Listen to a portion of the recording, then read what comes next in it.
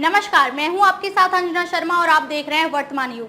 तो आइए शुरुआत करते हैं आज की खास खबर से। पीएम मोदी का सपा पर बड़ा हमला। बोले इनके शासनकाल में खुली जीप पर घूमते थे दंगाई, योगी सरकार में दंगे दंगाई दोनों बंद। पीएम मोदी ने दलित ओबीसी आरक्षण को लेकर मचे घमासान के बीच शनिवार को सपा कांग्रेस को खूब घेरा। कहा इंडी गठबंधन दलितों पिछड़ों का आरक्षण समाप्त करना चाहता है। कर्नाटक में मुसलमानों को ओबीसी बनाकर पिछड़ी जातियों का आरक्षण छीन लिया। बंगाल में भी ओबीसी का आरक्षण मुस्लिमों को देने की बात सामने आई है।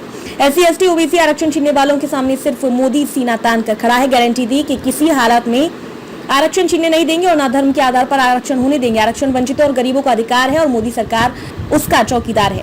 सपा सरकार पर निशाना साधा कि उनके शासनकाल में गाजीपुर मऊ सहित पूरे पूर्वांचल में माफिया लाल बत्ती लगाकर खुली जीप में घूमते थे, विरोधियों को गोलियों से भून देते। तब दंगे यूपी की पहचान थी। हर माह 2 से 3 दंगे होते थे। अब योगी सरकार में दंगी और दंगाई दोनों बंद है। पीएम शनिवार को आरटीआई ग्राउंड में जनसभा को संबोधित कर रहे थे। कहा कि कांग्रेस ने जवानों को 1 रैंक 1 पेंशन तक नहीं दी। ये तब लागू हुआ जब मोदी आया। 2013 में मुझे पार्टी की ओर से पीएम पद का प्रत्याशी घोषित किया गया तो सबसे पहली रैली हरियाणा के रेवाड़ी में पूर्व सैनिकों के साथ की। उसमें 1 रैंक 1 पेंशन लागू करने की बात कही तो कांग्रेस घबरा गई। कांग्रेस ने 500 करोड़ रुपए दिए और दावा किया कि 1 रैंक 1 पेंशन लागू कर दिया, जबकि मेरी सरकार ने 1.25 लाख करोड़ रुपए दिए। 1.25 लाख करोड़ रुपए की जरूरत थी और 500 करोड़ दिए।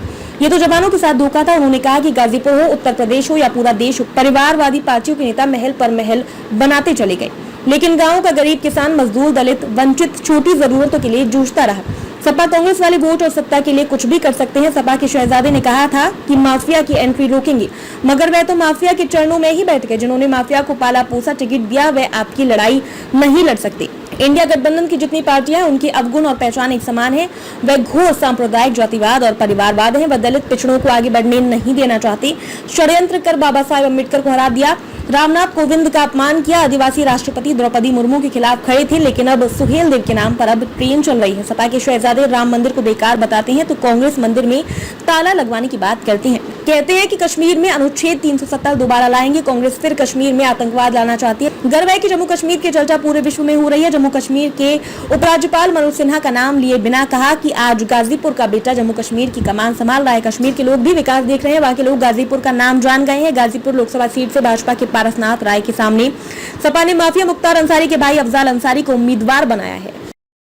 खबरों में अब तक के लिए बस इतना ही। फिर होगी आपसे मुलाकात कुछ ऐसी ही खास खबरों के साथ। तब तक के लिए नमस्कार और देखते रहिए वर्तमान युग।